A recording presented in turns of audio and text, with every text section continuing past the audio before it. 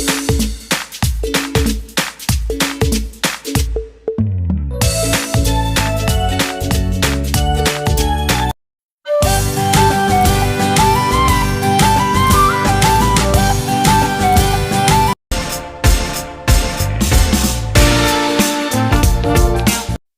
स्वागत है आपका हमारे YouTube चैनल विजय विद्यावाणी ऑनलाइन एजुकेशन में। फ्रेंड्स, दिवाली की हार्दिक शुभकामनाएं और आपका पेपर अच्छे नंबर से पास हो जाए, यही शुभकामना है हमारी। आज की हमारी EVS क्लास इंपॉर्टेंट होने जा रही है, जिसका पार्ट 3 है। तो कॉपी पेन लेकर बैठिए, जिससे हमारे इंपॉर्टेंट पॉइंट को आप नोट कर सकें। और यदि आपने हमारे चैनल को अभी तक सब्सक्राइब नहीं किया है तो सब्सक्राइब कर लीजिए, बेल आइकन प्रेस कर लीजिए, जिससे हमारे वीडियो की आगे आने वाली नोटिफिकेशन आप तक पहुंच सके। तो आइए शुरू करते हैं।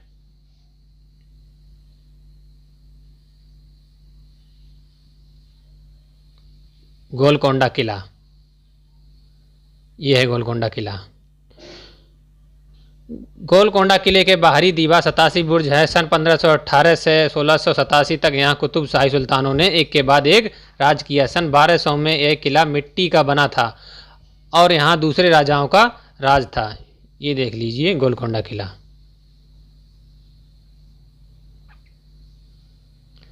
औरंगजेब के विषय में बताएंगे। तोप का इस्तेमाल औरंगजेब ने किया। औरंगजेब बादशाह की पूरी फौज बंदूकों और तोपों के साथ यहाँ हमला करने आई थी, पर वह किले में घुस नहीं पाई। उसकी सेना 8 महीनों तक यहाँ पर बैठी रही। कांसे का प्रयोग गोलकोंडा किले में किया गया। वह कांसे की बनी है। कांसे की चीज़ें हजारों साल पहले से आदिवासी बनाते आए हैं। गहरी खानों से तांबा और टिन निकालकर पिघलाकर कांसा बनाया जाता है। फतेह दरवाज़ा पर खड़े होकर कुछ भी बोलें तो राजा के महल में सुनाई देता है। सुल्तान अबुल हसन को गाना बजाना और कुचिपुड़ी नृत्य बहुत पसंद था। ये कुचिपुड़ी नृत्य ये जो है आंध्र प्रदेश का है।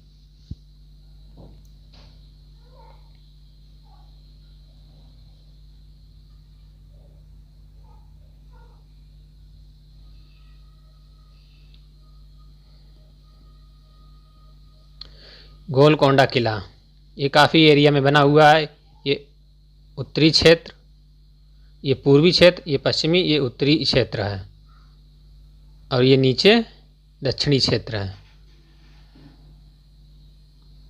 हैदराबाद का संग्रहालय म्यूजियम।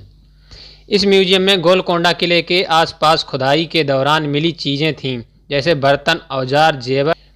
ये हैं सुनीता विलियम। सुनीता विलियम बनना तो गोताखोर चाहती थी, लेकिन बन गई हेलीकॉप्टर पायलट। अंतरिक्ष में सबसे लंबे समय तक रहने वाली पहली महिला हैं। वे 6 महीने से ज़्यादा अंतरिक्ष में रहीं। अंतरिक्ष में स्पेसशिप से गई थीं। 360 किलोमीटर की दूरी पर पृथ्वी से स्पेसशिप में 360 किलोमीटर की दूरी पर थीं। अंतरिक्ष में एक जगह टिककर नहीं रहा जा सकता, क्योंकि वहाँ पर ग्रेविटी नहीं है। तारे अक्सर टिमटिमाते हैं। कोई चमकती चीज़ ये तेज गति से दिखे तो वह उपग्रह हो सकती है। टूटता तारा।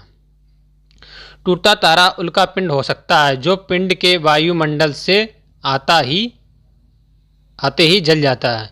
जी हाँ फ्रेंड्स, आपने देखा होगा रात के समय तारा सा टूटता है और नीचे आते तक बुझ जाता है। 1969 में नील आर्मस्ट्रॉन्ग चांद पर उतरने वाले पहले व्यक्ति थे। सफ़र यानी यात्रा। अहमदाबाद से लगभग 18 किलोमीटर दूर अडालज की बावड़ी है। बावड़ी हमने आपको बताया था, कुआं या तालाब जिसका पानी हम इस्तेमाल कर सकें, उसे कहते हैं राजस्थानी भाषा में। जमीन से निकाला गया तेल गहरे रंग का गाढ़ा बदबूदार होता है। इसमें घुली मिली और छुपी होती है बदबू बहुत सारी चीज़ें। इन चीज़ों को अलग अलग और साफ़ करने के लिए तेल की रिफाइनरी में भेजा जाता है। इसी तेल में हमें kerosene, diesel, petrol, engine oil और हवाई जहाज़ के लिए LPG, मोम, कोलतार और ग्रीस भी मिलते हैं।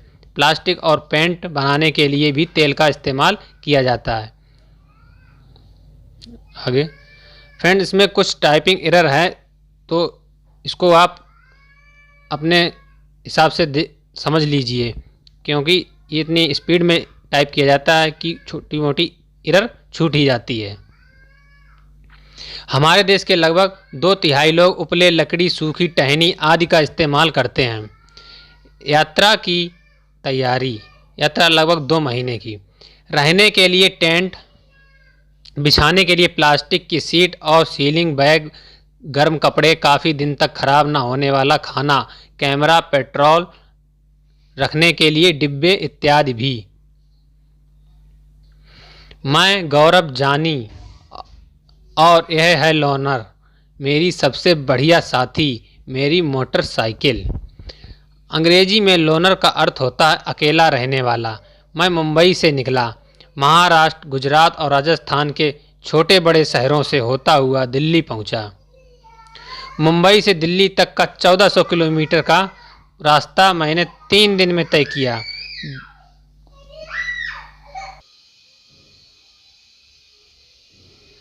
मुंबई से दिल्ली तक का 1400 किलोमीटर का रास्ता मैंने 3 दिन में तय किया। 2 दिन बाद मनाली पहाड़ी इलाका पहुंचा। ठंडा रेगिस्तान लेह लद्दाख में है। सूखा समतल और ठंडा रेगिस्तान तथा बर्फ से ढके पहाड़ और सूखा ठंडा मैदान, सफ़ेद पत्थर के सुंदर मजबूत घर। लद्दाख में स्वागत को झूले झूले बोलते हैं। ये इम्पोर्टेंट पॉइंट है, इसको नोट कर लीजिए। स्वागत को झूले झूले बोलते हैं। यहाँ बहुत कम बारिश होती है। यहाँ पत्थरों को काट कर एक के ऊपर एक रखकर मिट्टी और चूने से पुताई कर घर बनाए जाते हैं। छत को मजबूत बनाने के लिए पेड़ों के मोटे तने इस्तेमाल किए जाते हैं। छत उनके घर का महत्वपूर्ण हिस्सा होती हैं। यहाँ गर्मी की तेज़ धूप में वो लोग ठंड के दिनों के लिए फल सब्जियाँ सुखा लेते हैं।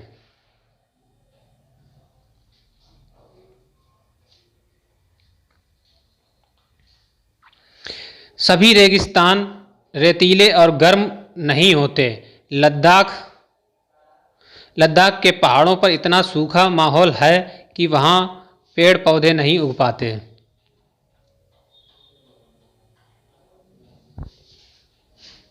चांगपा, चांगथांग जम्मू कश्मीर राज्य में 5000 मीटर की ऊंचाई पर बना मैदानी, सुनसान और पथरीला इलाका है। यहाँ सांस लेने में भी मुश्किल होती है। शुरुआत में सिर में दर्द और बहुत कमजोरी महसूस होती है, फिर धीरे धीरे ऐसी हवा में सांस लेने की आदत पड़ जाती है। यह चांगपा, ये घुमंतू लोग होते हैं जो हमेशा एक जगह पर नहीं रहते। अपनी भेड़ बकरियों के झुंड को लेकर पहाड़ों में हरे मैदानों की खोज में घूमते रहते हैं। ये भी इम्पोर्टेंट पॉइंट है। चांगपा घुमंतू लोग होते हैं पहाड़ियों पे। इन्हीं जानवरों से हमें अपनी ज़रूरतों का सामान मिल जाता है। दूध, स्वेटर व कोट के लिए ऊन। भेड़ बकरियां ही इनकी सबसे बड़ी पूंजी होती हैं। जितनी भेड़ बकरियां उतनी ही ऊंचा परिवार का स्तर। ये लोग 5000 लोग हैं। ये खास तरह की बकरियां पालते हैं जिनके बालों से दुनिया की मशहूर पश्मीना ऊन बनती है। मोस्ट इम्पोर्टेंट क्वेश्चन, पश्मीना ऊन, इसे पश्मीना शाल भी बनती है। इतनी ठंडी और ऊंची जगह होती है, इन बकरियों के बाल भी उतने ही ज़्यादा और नरम होंगे। ये लोग अपना पूरा सामान घर, घोड़ों और याक पर लाद कर घूमते हैं। ये लोग सिर्फ 2.5 घंटे में अपना डेरा समेटकर निकल पड़ते हैं। ये अपने टेंटों को रेवो कहते हैं। याक के बालों की बुनाई करके चांगपा पट्टियाँ बनाते हैं, जिन्हें सिलकर जोड़ लेते हैं। ये मजबूत व गर्म होते हैं। ये देखिए, रेबो टेंट, इस तरह के बनाते हैं ये लोग, चांगपा जनजाति। टेंट, चांगपा टेंट लगाने से पहले जमीन में 2 फुट गहरा गड्ढा खोदते हैं, फिर गड्ढे की आसपास की ऊंची जमीन पर टेंट लगाते हैं। इन पट्टियों को 9 डंडियों की सहारे जमीन में बांधते हैं। रेबो के बीचों बीच एक खुला छेद था जहां से चूल्हे का धुआं जा सके। ये है पश्मीना शाल, वेरी वेरी मोस्ट इम्पोर्टेंट। ये पश्मीना शाल, ये 6 स्वेटरों के बराबर गर्मी होती है, इतनी गर्म पर मोटी बिल्कुल नहीं होती है। पश्मीना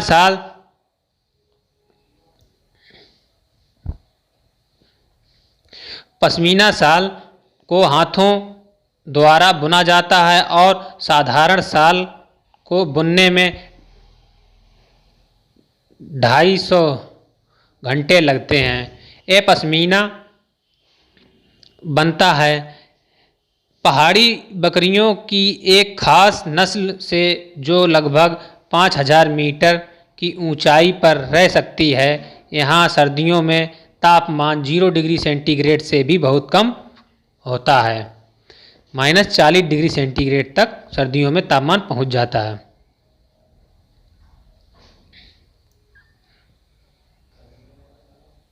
इतनी सर्दी से बचने के लिए बकरियों के शरीर पर बहुत ही बारीक और नरम बाल उग आते हैं जो गर्मियों में झड़ जाते हैं।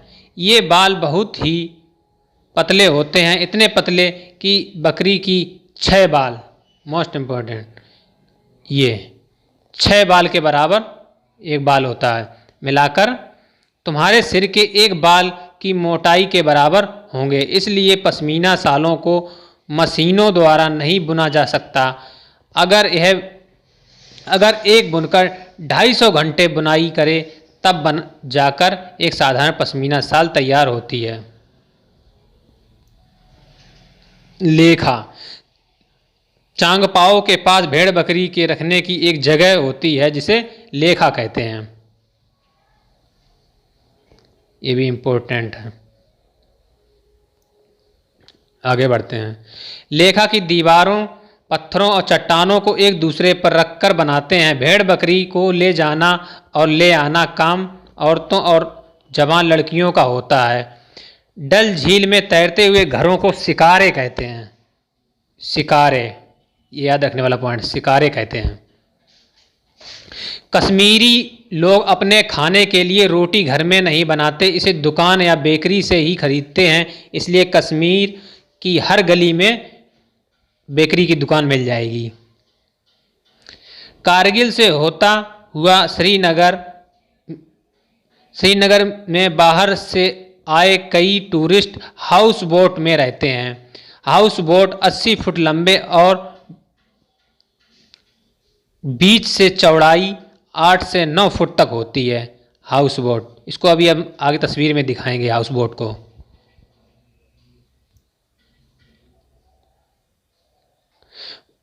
बोट की तरह बने लकड़ी के डोंगे पानी पर तैरते रहते हैं। श्रीनगर की डल झील और झेलम नदी में इन डोंगों में कई परिवार रहते हैं। इसमें भी अलग अलग कमरे होते हैं। ये देखिए हाउस बोट पूरे मकान की तरह बने हुई होती हैं, लकड़ी की होती हैं, जिससे ये पानी में आराम से तैरती रहती हैं। और इनमें टूरिस्ट लोग आते हैं इसमें और रुकते हैं और डल लेक का आनंद लेते हैं।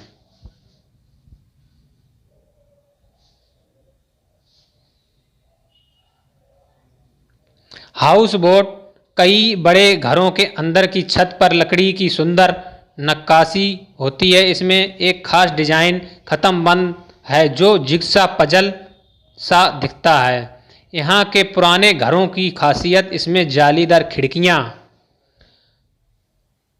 खिड़कियाँ बाहर की ओर उभरी होती हैं। इसमें यहाँ क्या होता है, इनकी जो खिड़कियाँ होती बाहर की उभरी ओर होती हैं। इन्हें डब कहते हैं।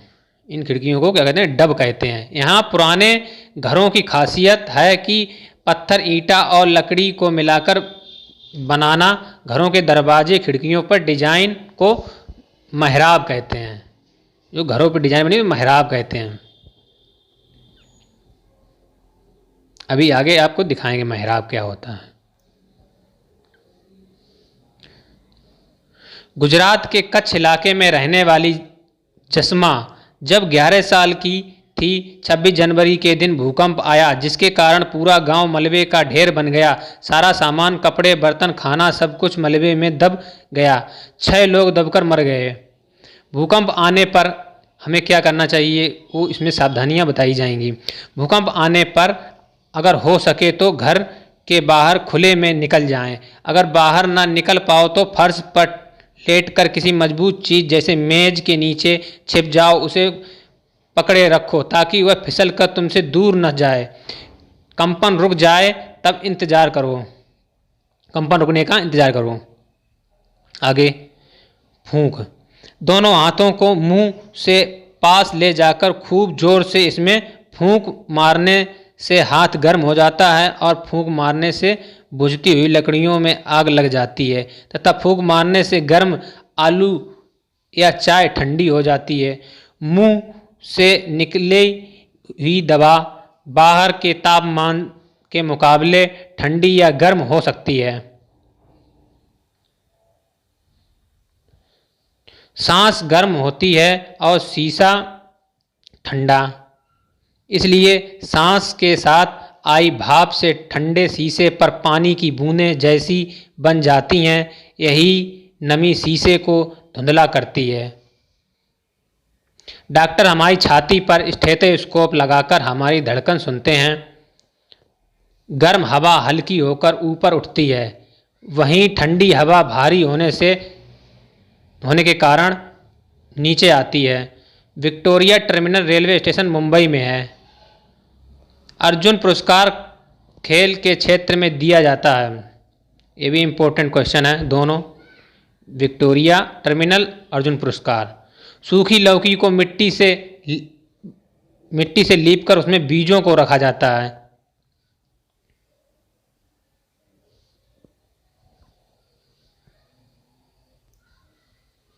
ऊंधियूं, ये इम्पोर्टेंट क्वेश्चन है। ऊंधियूं, ऊंधियूं गुजरात में सर्दियों के मौसम में खेत में ही ताज़ी सब्जियों को मसाले के साथ एक मटके में रखते हैं, उसको सील बंद कर देते हैं। कोयले के अंगारों में मटके को उल्टा रखकर सब्जी को पकाया जाता है। इस पकी सब्जी को कहते हैं ऊंधियूं। ऊंधियूं याद रखने वाला पॉइंट है, ऊंधियूं। गुजराती भाषा में ऊंधियूं का मतलब होता उल्टा। ऊंधियूं का मतलब होता उल्टा। ऊंधियूं के साथ मिट्टी के चूल्हे में पकी बाजरे की रोटियों की सौंधी खुशबू, साथ में दूध का मक्खन, दही और छाछ खाए जाते हैं। अगर क्वेश्चन पूछा जाए ऊंधियूं कहाँ का पकवान है तो ये गुजरात का। कभी थोड़ी कपास भी उगाई जाती, सूत की कताई और बुनाई भी घर में ही चरखों और करघों पर की जाती थी। क्रोटन, रंग बिरंगे क्रोटन होता है, रंग बिरंगे पत्तों वाले पौधे होते हैं। इन पौधों की जड़ें जमीन के अंदर बहुत नहीं जाती। पानी की कमी होते ही इनके पत्ते मुरझाने लगते हैं और हम जान जाते हैं कि इनमें पानी की कमी हो गई है। और इससे ये भी पता चल जाता है कि बाड़ी के इस भाग को यानी देने की ज़रूरत, पानी देने की ज़रूरत है। ये मिसप्रिंट है, यहाँ नहीं लिखा, यहाँ पर पानी होगा, ये यहाँ पर पानी। जमीन उपजाऊ बनती है जड़ों, पत्तों, शाखाओं के सड़ने और केंचुआ जमीन में छेद बनाते रहते हैं, जिससे जमीन पोली हो जाती है। इन केंचुओं के मल जमीन को उपजाऊ बनाते हैं।